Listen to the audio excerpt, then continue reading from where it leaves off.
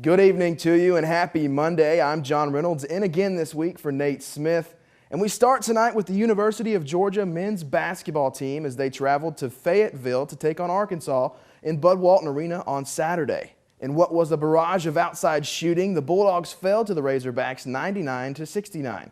Sophomore Tumani Kamara and graduate Andrew Garcia tied for the team lead in scoring with 15 points each, with Kamara hitting a career-high 3 three-pointers and Garcia pulling in a season-high 11 rebounds. Sophomore Severe Wheeler posted 14 points and 5 assists, while graduate P.J. Horn tallied 10 points and 5 boards.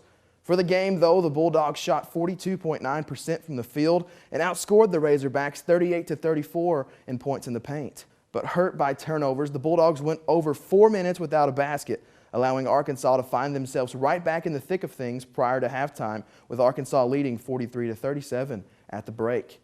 But the back-and-forth scoring resumed as the second half began, including 3 straight Georgia layups to start the period. Yet, as before, the Razorbacks began extending their advantage, culminating in a Vance Jackson three-pointer that forced a Bulldog timeout down 12 at the 16:45 mark. Georgia's fortunes continued to suffer as Kamara picked up his 4th foul, resulting in another 4-minute scoring drought. Arkansas capitalized with 3 consecutive triples, eventually increasing its lead to 20 midway through the half.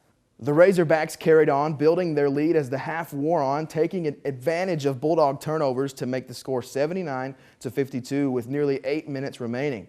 With a dominant transition game, Arkansas worked the margin up to a game-high 35, finishing off a 39-10 second-half scoring run.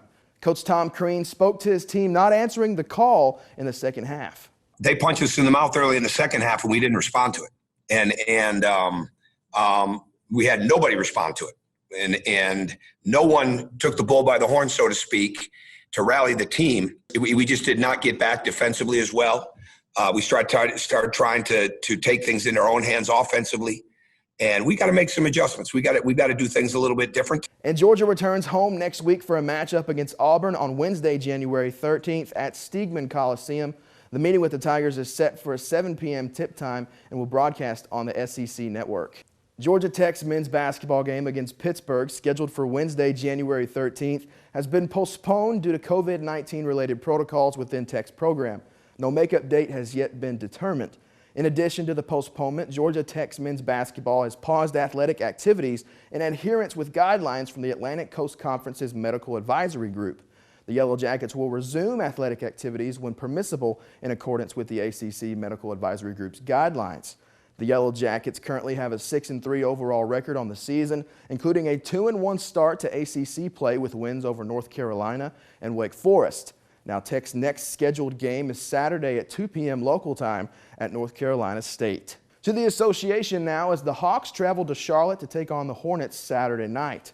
Hornets rookie point guard LaMelo Ball became the youngest player in league history to record a triple-double with 22 points, 12 rebounds, and 11 assists on Saturday night, helping the Charlotte Hornets beat the Atlanta Hawks 113-105 for their 3rd straight win. Terry Rozier also had 23 points to lead the Hornets. As for the Hawks, though, Cam Reddish scored 21 points and DeAndre Hunter had 20 points of his own, while Trae Young struggled all night, shooting 5 of 19 from the floor to finish with just 15 points and 10 assists. But Ball tied his highest scoring night on 9 of 13 shooting from the field as the Hornets handed the struggling Hawks their 4th consecutive loss. He became only the 5th rookie in NBA history to record a triple-double and the first Hornets player to do so coming off the bench. Now, Trae Young had his wrist iced after the game after falling on it trying to take a charge. He had x-rays after the game but said it is, quote, nothing severe, although he did add, quote, it is definitely hurting. And the Hawks return home tonight to host the Philadelphia 76ers, the first meeting of the teams this season, and that game can be seen on Fox Sports Southeast at 7:30 local time. But Trae Young wasn't the only player nicked up on the night, as during Saturday's contest, Hawks guard Bogdan Bogdanovic suffered a right knee injury during the second quarter of the game and did not return.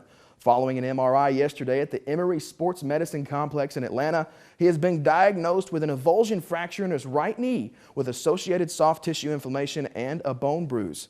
His treatment plan is being reviewed and will be updated later this week, which means a timetable for his return has yet to be announced. Now, Bogdanovich signed with the Hawks this offseason on a 4-year, $72 million contract after spending his first 3 seasons with the Sacramento Kings. Through 9 games with the Hawks, Bogdanovich had averaged 9.9 points, 3.8 rebounds, and 2.1 assists per game, shooting 36.2% on 3-point attempts.